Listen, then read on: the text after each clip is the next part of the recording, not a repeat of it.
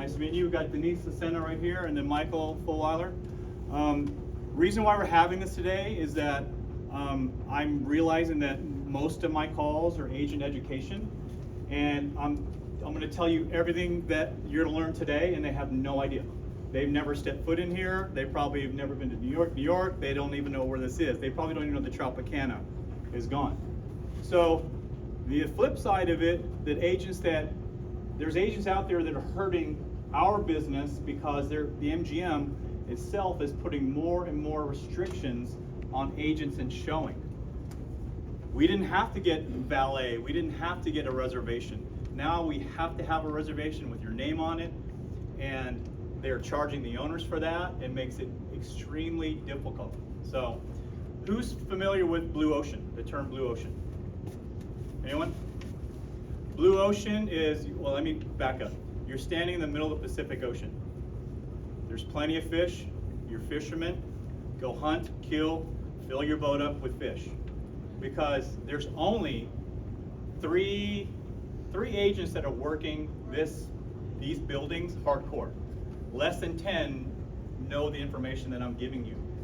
Jim Brooks, Heidi Williams, Michelle Manley, Bill Zisner, the START team, and that's it. So who do you think is selling these units? Property managers. I'm not offending property managers. Residential agents that have never stepped foot in the building. I see those and we go after them. I've gotten the best deals from my buyers, the lowest prices, because they put the information in wrong. They didn't know there was a strip facing, or they didn't know that they have the dimensions wrong. You know, so, and I've got the highest prices for my sellers. So if anybody that is interested, this is Blue Ocean for you. Hunt, fish all you want, because this is a very dynamic place. For you guys that know that we're not here before the recession, 2009, 2010, 2011. This place here, the Convention and Visitors Bureau, the local government, they went back and said, how do we make Las Vegas recession-proof? You're seeing the end result of that now, which one of their main things was to have Las Vegas the sports capital of the world. And I think we can safely say that. For the guys who are walking in with me, there is going to be an NBA team here for a short time period, and it will be at the Garden Arena. That's why Tom Brady's here. That's why he's part of the Aviators. They signed that deal a long time ago, but COVID got in the way. If you guys don't know, last year, they're just setting it up. We have the D-League here, Summer League, and they just did a new thing called the NBA Cup. If you guys aren't familiar with that, but the championship was at T-Mobile, and it had an enormous following for that. And then you guys know F1 is right outside the door.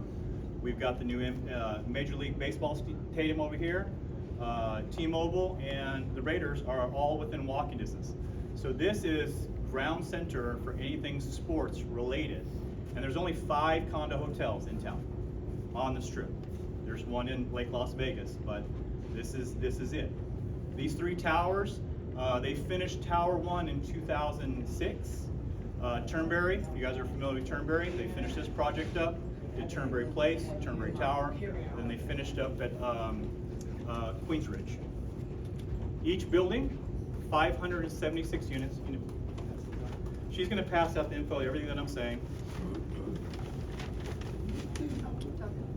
576 units per tower, and they're all basically numbered the same. So if you have an 04, so the last 2 digits, an 01, an 04, it's a stack, it's all the way up. The only difference between the towers, which is not on the MLS, is that this is Tower A, or they call it 6. So a unit may be 2604. So the 6 says that's this building. 7 is Tower 2, or Tower B. 8 is Tower 3. So that's how you know the difference of that. You now know more than 99% of the agents out there, because they don't know how the numbers work. So there's over almost 1,300 units in all 3 buildings. When they built this Tower 1, they basically built it before there was dirt here. So then they sold them. So 3401 and 3404, those sold in 2006 for $1.3 million. It wasn't even built yet. It sold in, I think it was 2022 for $635. So when I say there's blue ocean here, I sold, and there's a lot of hard feelings because people bought, paid a lot of money, and those owners that were already affluent, they took it in the pants when recession hit. So I have made it a habit of going after original owners. I sold a side-by-side unit in this tower, and I worked it 3 ways. I had two different, I had the 1 bedroom, the studio unit, I represented the seller, then I represented the buyer. That's 4 transactions. 6 months later, I represented that same buyer as the seller and sold that to an agent on our team. And that just recently closed yesterday. It's sold again. So for anybody that works a farm, works investors, this is prime real estate, because if someone buys a unit in here, and if you know investors, they get antsy. They like to gamble. They don't like their money sitting. So they will sell 2-3 years down the road, especially when that 1031 kicks in. So we'll talk about all that stuff a little bit later. This is Richard Brossell. He is he owns Jet Luxury. He's a third-party manager. Now within the HOAs, you can have any third-party manager. You can hire a professional management company, you can self-manage, you can owner-occupy, you can do all those things. Now the other 5 condo hotels, it's not exactly like that. Ladar is, because it's under the same MGM roof. Make sense? So we are going to walk over to Tower 1. I'm going to show everyone where owner service is at. If owner services is not there, you can go to any reception desk and they'll have your reservation there. But Tower 1 is the only location for owner services. So if you have a reservation and a showing, you'll just come through the guard gate, go over to Tower 1, and then go to the valet, and it's right there. And then we're going to slide over to Tower 2, go in the back. I'm going to show you some differences in how the building layout is. If you have questions, write them down, keep note, because I'm probably going to answer a lot of your questions, but I will definitely stay and answer any other questions that you have. And hopefully this is something you guys can learn, because Denise is on our team, because she knocked on my door one day and said, I don't know anything about Palms Place. I don't know anything about it. The Maloofs still own it? And I'm like, let me educate you. Then it grew into Sky, and then it grew into all the condo hotels, and here we are. So we're available at any time. Knock on our door, give us a text. We're part of the same Berkshire family, but if I'm sharing this information with the other guy on the other side, I'm definitely going to share it with my guys. Okay? So Tower 1, they're going to slide over to Tower 2. Yes, sir. Before you do that, I just want to clarify something for all of you agents. Clark County changed the rules about 4 years ago with regards to self-managing. So when you have a client, I'm not pushing my company, I don't need to push my company, thank God, 17 plus years, my referral business with agents like James and Denise and Heidi and all the others that I work with keep me plenty busy. Presently I have 171 units here at Signature and 42 over at Vidara. Those are the only 2 properties I will manage at. The other 3, you have Platinum, Palms Place, and Trump. Your clients will lose their ass, plain and simple. You can buy them cheaper, but you can't make any money. The one thing that you really want to make sure is to be able to explain to your buyers or sellers in these situations that Clark County made a very significant change, and that means for transient tax purposes, an owner who tries to manage the unit themselves must file to get a license. It can take 60 to 90 to 120 days to get that. You must also have the right liability insurance. And I'm talking 1 million, 3 million. I've had owners that have done it with a $50,000 insurance, and guess what? Signature finds out, because you have to have the certificate given to Signature Residential. They are then given a cease and desist, and then that's when I'll get a call from an owner saying, I'm in trouble, I've been managing it, and I didn't know I had to pay transient tax. Well, anybody who says that they didn't know is just, they're outright lying. This is a transient building. transient tax. It used to be if you booked a reservation here in Las Vegas in a condo hotel, if you checked in on the 1st and stayed till the 30th or the 31st, there was no transient tax. They considered that a long-term rental. However, Clark County started auditing and realizing that there were owners that were playing games, putting reservations in their names, and yet then meeting people to give them the keys. They realized that they were losing millions, and I mean millions of dollars of transient tax. So 4 years ago, they changed it.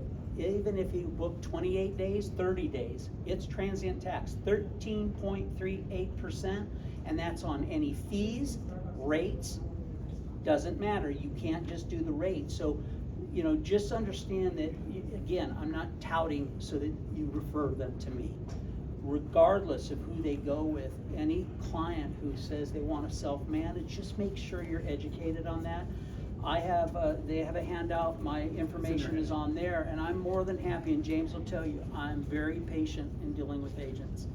Where I have a tough time are agents who call me and want me to educate them, and they've never sold in the condo, and they're trying to tell me how it works, and I'm trying to explain to them, no, it's entirely different. Someone buying at the Martin is not a condo hotel. Oh, yes, it is. So I don't have patience for that type of agent, but any agent who really sincerely wants to learn about the condo hotel industry, this is a very niche market. And James and Denise have done a phenomenal job. And what he said earlier, Heidi Williams, Bill Zinsner, I can name probably 6 or 7. I deal with all of them, and they refer all their people to me because I will tell the truth. You cannot tell a client here in today's market that they can put a mortgage on these units. They will not cash flow. They will lose their ass, because when you have a studio unit, expenses just to Signature around $1,800 a month, and then you put a mortgage on top of that, and it's going to be well over $4,000 a month out of pocket that they have expenses. I would have to do $7,000 in revenue a month, and they're getting 75% of it. Well, guess what? Nobody in this market is doing $7,000 a month in rental revenue, okay? And so again, if you have a question, I'm more than happy to help you. And I would hope James would tell you, away from me, or Denise, or any agent who's worked with me, I will be your biggest advocate, okay? And I will always back you. And the other thing that we do is if somebody refers an owner to me, whether it's a seller or buyer, it doesn't matter. Once they're in my program for 30 days, I pay you $500 commission. And I've done that for like 5 years, and it's probably part of the reason why I've had such a good, loyal group of agents that are willing to work with me. But at the same time, there are clients I won't take because their expectations, you know, when somebody tells me they want me to do a 90-10, they get 90% of the revenue. Well, I don't get out of bed for 10%. I'd lose thousands of dollars every month. So in those situations, I kindly say you need to look somewhere else. But again, what James is doing, what Denise is doing here today, most agents don't take the time to do this. And I think it says a lot about what you're trying to do here. Yeah, and we're going to expand on that in the buyer profile and just kind of have it navigate that. We'll touch on that a little bit more. But what Richard is saying is right. There's plenty of third-party managers out there that they say they clean and maintain, but they barely clean and they do not maintain. So there's deferred maintenance that you see is like, oh my God, this is a train wreck in here. So. Since I got the whole group, because I know you're going to split them, you brought up the maintenance, and this is something that is terrible here at Signature. Signature does a great job, don't get me wrong. I have a great working relationship with them. But anybody who's in a third party or self-manages, if engineering has to, if a guest calls down and says, my toilet is clogged, Monday through Friday from 8 to 5, it's a minimum $175 charge to the owner. And there's no way to get out of it. It's $175. After 5 p.m. and on weekends, it's $325. You have an owner that has 2 instances over a 1-month period. It could be a $700, $800, $900 bill that they owe to Signature. What I did to counteract that is I have a full-time maintenance crew here 7 days a week, 20 hours a day. We charge our owners $50 a month that we deduct from their revenue share, and we handle everything, okay? We don't use Signature for that very reason. We have dropped our owners' expenses over 80% over the last 6 months by doing this. Now, garbage disposal goes out, something happens, wear and tear, it needs to be replaced. My office and warehouse, we have the same inventory that Signature Engineering and Maintenance has. I don't add $1 on the cost. It's not my business. I don't have to charge the owner's labor. Why? My guys are on salary. So the same garbage disposal, if Signature charges an owner $375 plus $125 labor, I buy the same identical garbage disposal for $165, and that's what the owner will pay, $165. Again, I don't have everything perfect, but we work hard at it. But when you brought up the maintenance is a very, very large component for you as agents to understand when somebody says, hey, but what's this fee? And you have to explain that. And the other thing that the MLS, all of you know, there's nowhere for the MLS in the condo hotel industry to put the term shared component. So what ends up happening, it's under HOA. Keep in mind, there's one HOA fee. It's an annual fee of about $225 that's paid on an annual basis. But there's no place for you to put that in the MLS. So what ends up happening is the owner or the buyer gets very confused. Well, I saw that it says HOA, so how many different HOAs do I have to pay? So just understanding that aspect of it, you have a shared component, you have a transient fee, and you have a TV internet fee here in that Signature. Those are 3 things that are not going away. Those are automatic. You don't pay it, guess what? They'll take your unit. And there's an owner that just lost his unit over principal on $35,000 that he owed in back pay, and they warned him and warned him and warned him. Guess what? He paid $395,000 for his unit, and he lost it for that $45,000. So yes, you can have principal, but you have to understand that you have a captive audience. So those are the types of things, as you educate yourself on those types of fees, when somebody asks you about the MLS, you can explain it to them. And there's nothing wrong with putting it in the notes section of the MLS. Please note, there is only one true HOA, and that is $225 on an annual basis.